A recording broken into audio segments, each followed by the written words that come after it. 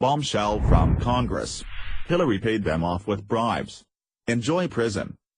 In yet another bombshell revelation demonstrating how there is one standard for the Clintons and yet another for the rest of us little people, Representative Matt Gaetz, RFL, revealed email evidence that the investigation into Hillary Clinton's email probe was anything but standard.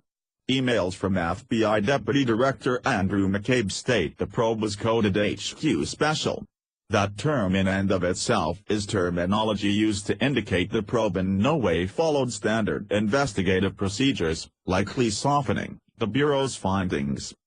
These bombshell revelations concerning just how deeply rooted the corruption is within the Department of Justice and the FBI is truly astounding, and it is becoming more and more clear every day that there is one set of rules for some in Washington and yet another set of rules for the rest of us.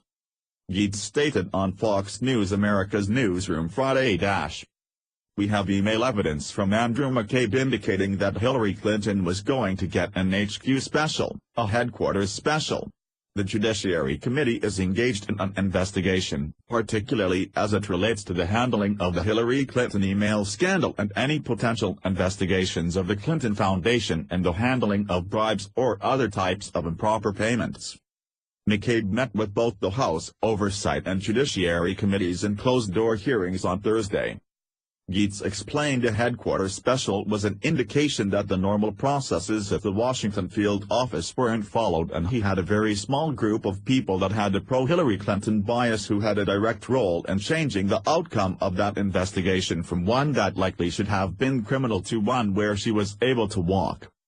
Gaetz went on to explain, the Judiciary Committee is engaged in an investigation, particularly as it relates to the handling of the Hillary Clinton email scandal and any potential investigations of the Clinton Foundation and the handling of bribes or other types of improper payments. I think we have to ensure that never happens again, that the same processes that would apply to any American would also apply to people who are running for President of the United States. We just want to follow the facts. We want to see if we've got the right systems and processes in place for reporting and transparency so that the American people have confidence in the FBI and confidence in the Department of Justice.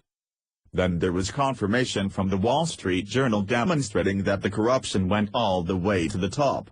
The Obama administration was not only aware of Hillary Clinton's private email server issue, they were in close contact with the Hillary presidential campaign as early as the beginnings of 2015, assisting in damage control. This is from recently disclosed emails from top Obama administration officials as they discussed potential fallout from the former Secretary of State's use of a private email server. Email discussions included requests from the White House Communications Direction to her counterpart at the State Department to see if it was possible to arrange for Hillary's successor as Secretary of State John Kerry, to avoid any questions during media engagements and press conferences about Hillary's email arrangements. Top State Department officials even went so far as to assure Hillary's attorneys that they had not advised Congress of any wrongdoing on Hillary's part regarding the use of a private email account. These previously unreported emails were obtained as part of a Freedom of Information Act, or FOIA, lawsuit from Judicial Watch seeking records from Hillary's tenure as Secretary of State. The Republican National Committee only released a portion of the emails to the Wall Street Journal. What was in the remaining documents is unclear.